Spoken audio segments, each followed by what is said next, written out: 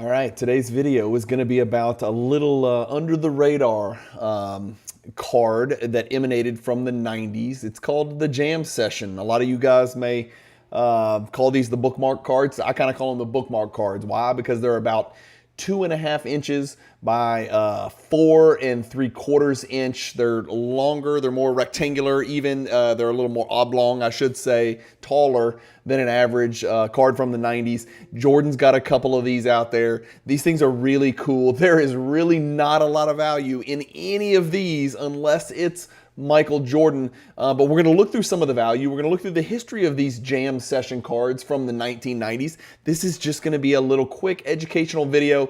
It's not going to be everything that you ever wanted to know about the Jam Session cards. We're going to look at the 93, 94, and 95 Jam Session cards. We're going to look through some of the sales history just to give you some idea of value, and maybe this will spur you guys. Maybe this will give you a little spark. You know what? These are cool. Let me go pick up some of these cards real cheap on the raw, or maybe in some lower graded, some cheap value. So hopefully you enjoy the video. Just something I ran across when I was doing a weekly auction review, and I saw a big one that sold in a high grade, and I was like, you know what? That would be fun. Let's do a video on those. Check it out.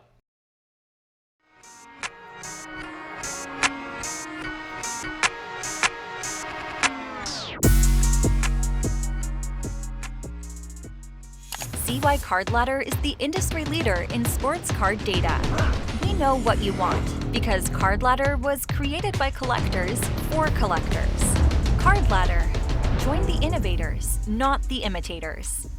Hey guys, Brian with Cajun Cardboard coming at you from the great state of Louisiana, and today we're talking about the Jam Session. These are the oblong rectangular shaped cards that I mentioned in the outset. I've got 3 years pulled up in Trading Card Database, the 1993 inaugural season release of the Jam Session, the 94 and then the 95. 93 features MJ.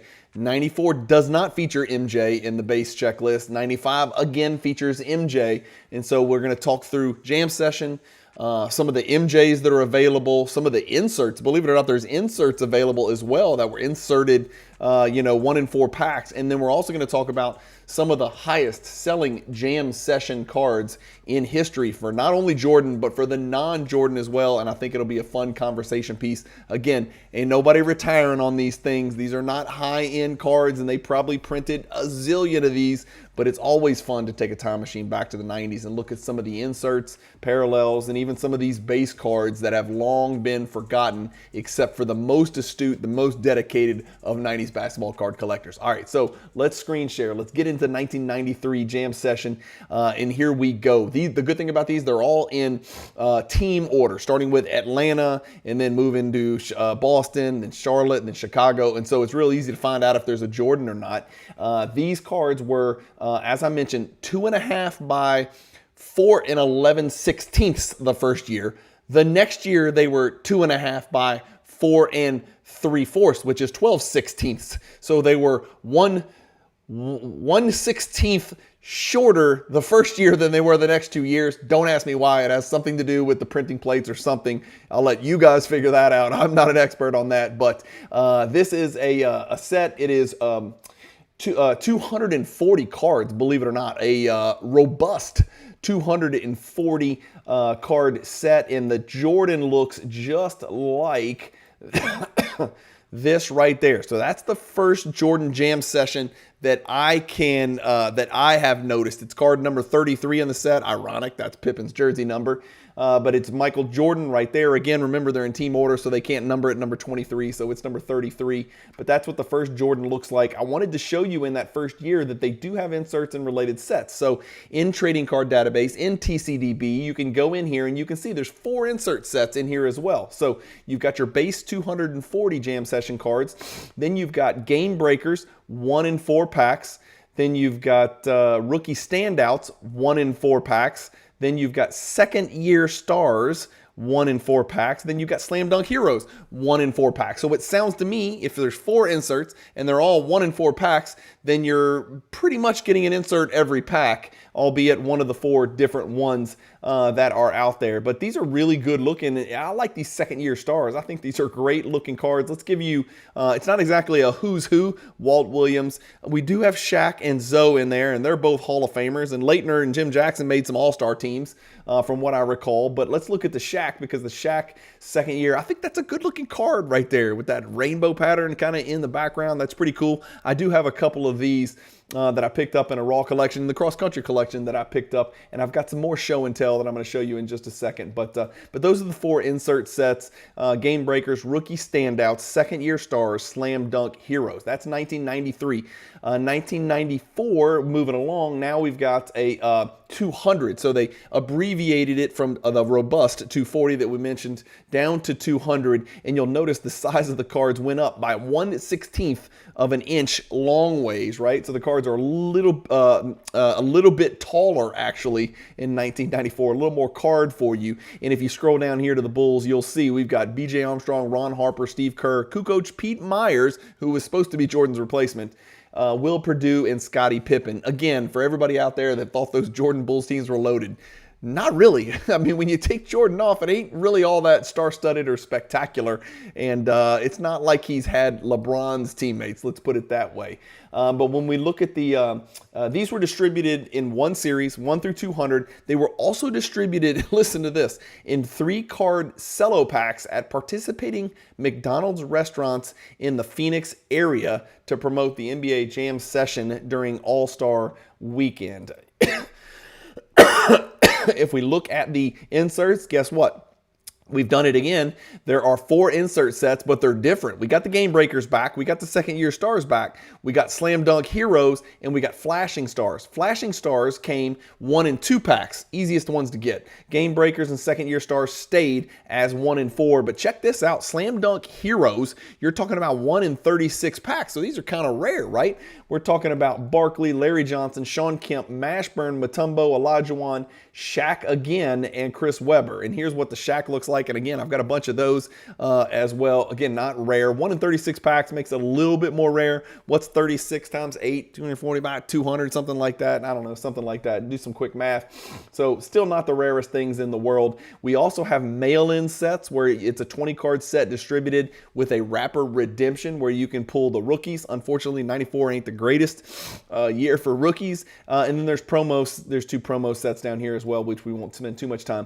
1995, the next year, the third year, these cards were, again, in team order, and guess who's back? It's Michael Jordan, and it's just Jordan, Kerr, Kukoc, Pippen. Just those 4. That's what they stuck with. There were only 120. So first year we printed 240 in the checklist. The next year 200. The next year 120. So I don't know if they were getting less and less popular or maybe they were phasing it out, but that's what happened. These were also distributed in only one series, 1 through 120. If we look at the insert sets from this year, oh, and I should have showed you. Hold on, let me go back. Let me show you what the Michael Jordan looks like. This is what the Michael Jordan looks like. And guess what? Look what I have here, guys. I have got, let me go back here.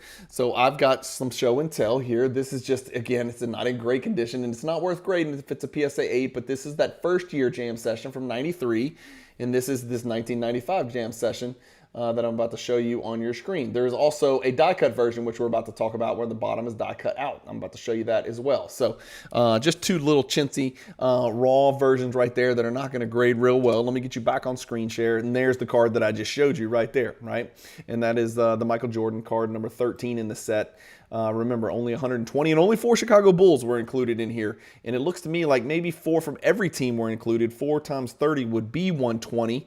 It looks like there's 5 Warriors, so it's a little bit different. They jank it up a little bit, and they put 5 in here for some teams, it looks like.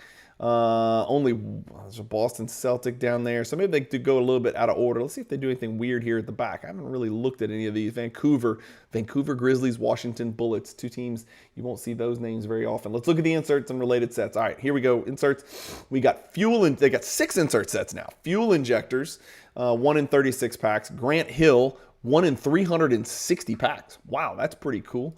Is that a 1 deal? That's just 1. So you'll get 1 of these Grant Hill cards. Wow, that's really cool. 1 of these Grant Hill rookie cards in every 360 packs. And he was co-rookie of the year with Jason Kidd, if I'm not mistaken. So we got Grant Hill. I guess they just left Jason Kidd out. Pop-ups, 1 per pack. Pop-ups bonus, 1 in 24 retail packs. And then you've got rookies, which were 1 in 6 packs. And then showstoppers, again, 1 in 48 packs. There were die cuts, as I mentioned. There was 1 die cut in every single pack, right? And there's 120 die cuts as well. I'm almost positive. In fact, I know there is, which means, you know, it is what it is. It's 1 in 120 is your odds of catching the MJ die cut. Here's what the MJ die cut looks like down here at the bottom. It's actually die cut. The green, instead of going all the way down to the bottom, they just chop the green off down there at the end. And I've got a couple of those sitting around the office as well. All right, what about these things? You're talking about these jam session cards, Cajun. Why are you pumping and dumping? Well, number one, I could show you my vault. I don't own a single graded jam session. I don't own any. I'm not flush with, you know, PSA 10 Michael Jordan jam session cards. I don't own any. I just own these 2 little things that I showed you, and there could be some more over here in these white boxes, but none of them were like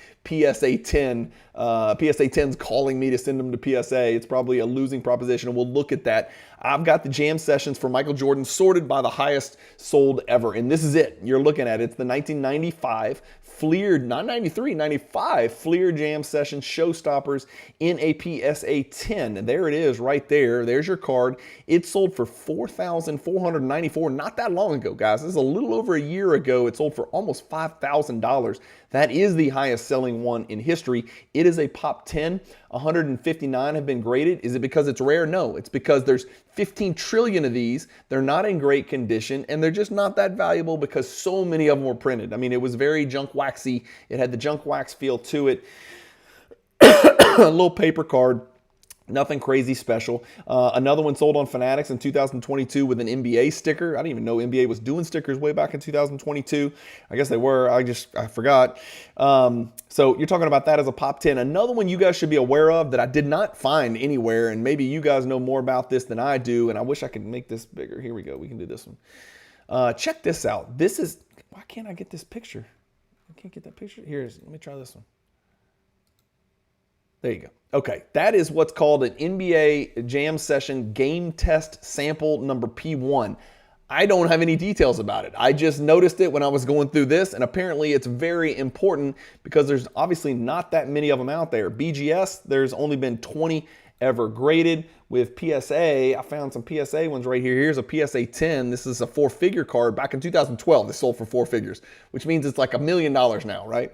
There's only been 4 graded by PSA. 2 PSA 10s, a 9, and a 3. So let that sink in. That's pretty rare. These things must be rare. 20 graded by BGS, 4 graded by PSA. So keep your eyes open. If you run across a jam session and it looks like this one on your screen, grade it, get it, buy it, do whatever you got to do to put it in your possession because it's different than the others. Now these 1995s, which are selling for such a high price, it's only because they're PSA 10s, which is not unusual in the Jordan world.